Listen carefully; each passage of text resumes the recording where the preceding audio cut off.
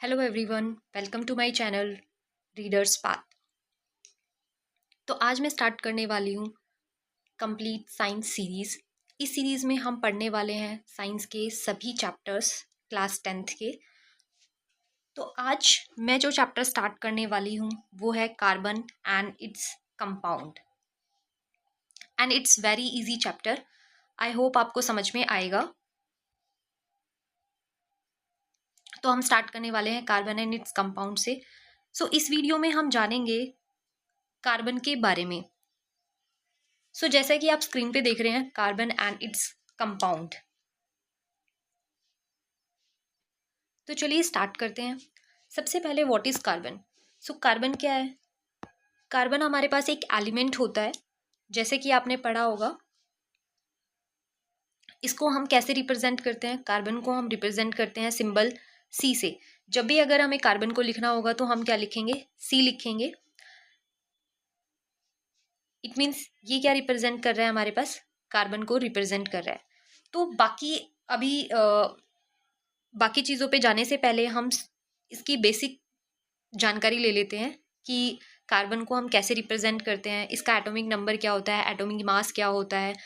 I hope आपने ये पढ़ा होगा atomic number and atomic mass के बारे में।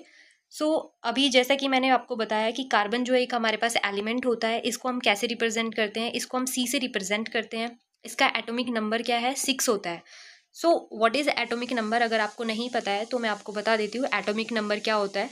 एटॉमिक नंबर्स क्या होता है कि कोई भी हमारे पास एलिमेंट होता है, उसके न्यूक्लियस में कितने प्रोटॉन प्रेजेंट है, उसी को ही हम क्या बोलते हैं? एटॉमिक नंबर बोलते हैं। क्योंकि हमारा नंबर ऑफ प्रोटॉन जो है नंबर ऑफ इलेक्ट्रॉन्स के बराबर होता है, इसीलिए हम एटॉमिक नंबर को क्या लिख सकते हैं? नंबर ऑफ प्रोटॉन्स कह सकते हैं, या फिर हम क्या बोल सकते हैं? नंबर ऑफ इलेक्ट्रॉन्स भी बोल सकते हैं।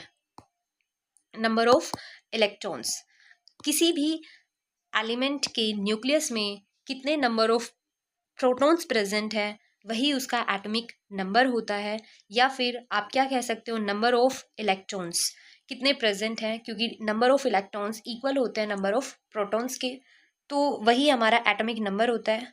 कार्बन के जो न्यूक्लियस है, उसके न्यूक्लियस में, जैसे कि आपको पिक्चर में दिखाई दे रहा है, कार्बन के न्यूक्लियस में कितने प्रोटॉन प्रेजेंट होते हैं? 1 2 3 4 5 6। इसके न्यूक्लियस में 6 प्रोटॉन प्रेजेंट है एंड 6 ही इलेक्ट्रॉन्स है, जैसे कि आप यहाँ पे देख सकते हो 1 2 3 4 5 6 इलेक्ट्रॉन है एंड 6 प्रोटॉन है, इसलिए कार्बन का एटॉमिक नंबर कितना होता है? 6 होता है।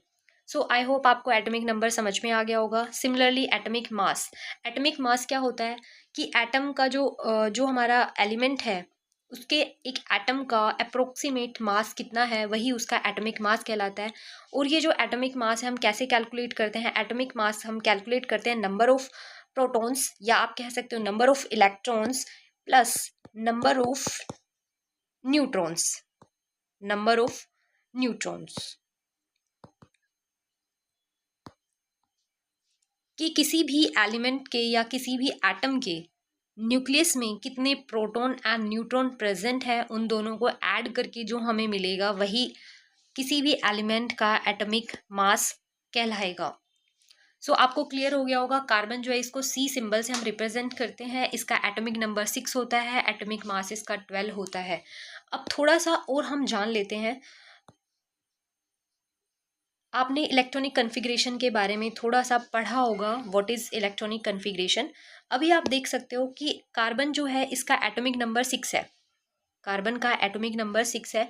तो हमें पता है सबसे पहले जो ऑर्बिट होती है, इसके अंदर हमारे पास 2 इलेक्ट्रॉन प्रेजेंट होते हैं। इसके बाद हमारे पास जो नेक्स्ट हमारी ऑर्बिट होती है, सेल जो होती है, उसके अंदर कितने इलेक्ट्रॉन्स प्रेजेंट होते हैं? फर्स्ट में हमारे पास 2 होता है, उसके बाद हमारे पास 8 इलेक्ट्रॉन्स प्रेजेंट होते हैं। जो किसी भी एलिमेंट के आउटर मोस्ट सेल के अंदर जितने इलेक्ट्रॉन्स प्रेजेंट होता है, वही उसकी वैलेंसी कहलाती है। इस तरीके से हम देख सकते हैं, अगर हम कार्बन का इलेक्ट्रॉनिक कन्फिग्रेशन लिखना चाहें तो किस तरीके से लिखेंगे, जैसे कि आपको इस पिक्चर में भी दिखाई दे रहा होगा। सबसे पहले जो फर्स्ट इसकी सेल है, इसके अंदर 2 इलेक्ट्रॉन्स प्रेजेंट है। देन 2 इलेक्ट्रॉन्स रहने के बाद अब कार्बन के अंदर कितने इलेक्ट्रॉन्स प्रेजेंट है? 6 इलेक्ट्रॉन प्रेजेंट है। 2 इलेक्ट्रॉन प्रेजेंट हो गए फर्स्ट सेल के अंदर। देन हमारे पास रिमेनिंग कितने रह गए, 4।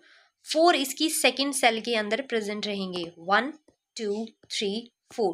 दैट मीन्स कार्बन की जो वैलेंसी है वो हमारे पास कितनी हो गई, 4। अब हम समझेंगे जो मेन इम्पॉर्टेंट है कार्बन की बॉन्डिंग के बारे में, जो कि हम नेक्स्ट वीडियो में पढ़ने वाले हैं, which is very very important, कि कार्बन जो है वो किस तरीके की बॉन्ड बनाता है। आपने थोड़ा बहुत बॉन्ड के बारे में पढ़ा होगा, अगर नहीं पढ़ा है तो हम नेक्स्ट वीडियो में डिस्कस करेंगे। सबसे पहले बॉन्डिंग के बारे में, उसके बाद हम कार्बन की बॉन्डिंग के बारे में स्टडी करेंगे। अभी आपको बेसिक कॉन्सेप्ट पता चल गया होगा कि कार्बन जो है हमारा एक एलिमेंट होता है जिसको हम C से रिप्रेजेंट करते हैं। इसका एटॉमिक नंबर 6 होता है, एटॉमिक मास इसका 12 होता है।